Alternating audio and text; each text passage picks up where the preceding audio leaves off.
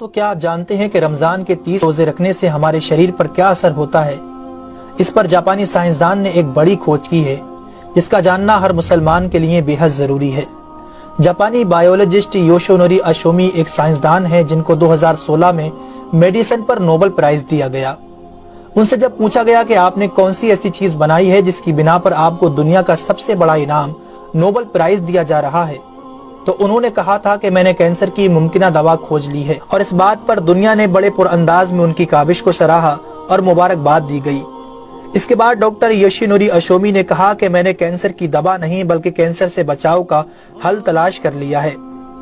تو لوگوں نے ان سے پوچھا کہ بتائیے ایسا کیا کیا جائے کہ کینسر جیسے خطرناک مرض سے بچا جا سکے۔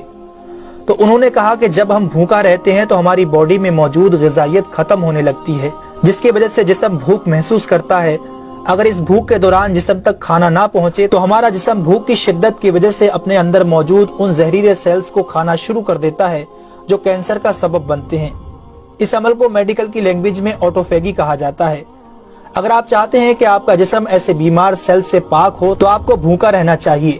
جب ایسے سیلز مرنا شروع کر دیتے ہیں تو کینسر کا پرسنٹیج کم ہو جاتا ہے۔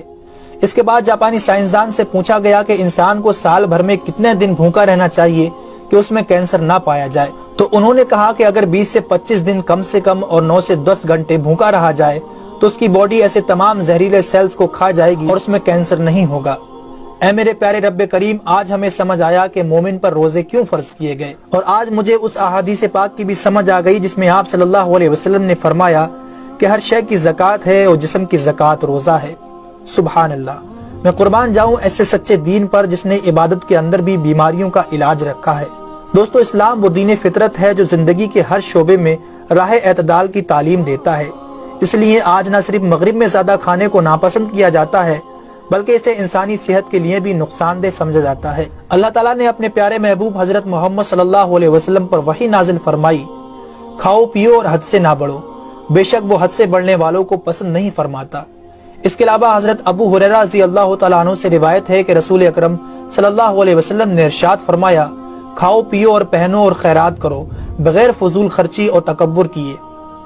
دوستو، انسان کو کھانے کی صرف تھوڑی سی مقدار کی ضرورت ہے جو انسانی جسم میں توانائی پیدا کر سکے، جتنی توانائی انسانی زندگی کے لیے ضروری ہے، اور جس سے اس کی صحت اچھی رہے اور وہ اپنی روزمرہ کی ذمہ داریاں پوری کر سکے۔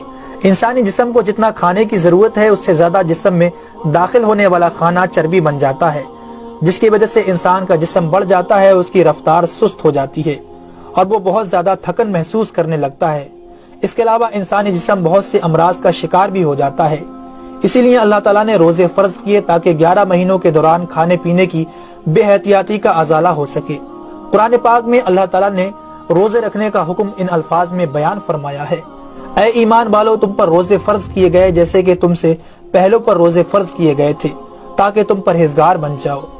دوستو، قرآن مجید میں بیمار اور مسافر کے لیے روزے مؤخر کرنے اور جو روزہ نہ رکھ سکے ان کے لیے فدیہ ادا کرنے کا حکم دیا ہے۔ اس کے بعد روزہ رکھنے کی حکمت ان الفاظ میں بیان فرمائی، اور تمہارے لیے روزہ رکھنا ہی بہتر ہے اگر تم جانتے ہو۔ دراصل یہاں یہ بتایا گیا ہے کہ اگر تم موجودہ علم کو سمجھتے ہو تو تمہارے لیے بہتر یہی ہے کہ تم روزے رکھو، کیونکہ روزہ اپنے اندر بے شمار روحانی، نفسیاتی اور طبی فائدوں کو رکھتا ہے۔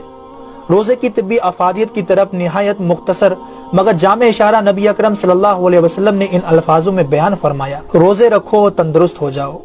اللہ رب العالمین ہم سب کو اس مہینے میں زیادہ سے زیادہ نیکیاں کرنے اور سارے روزے رکھنے کی توفیق عطا فرمائے، آمین۔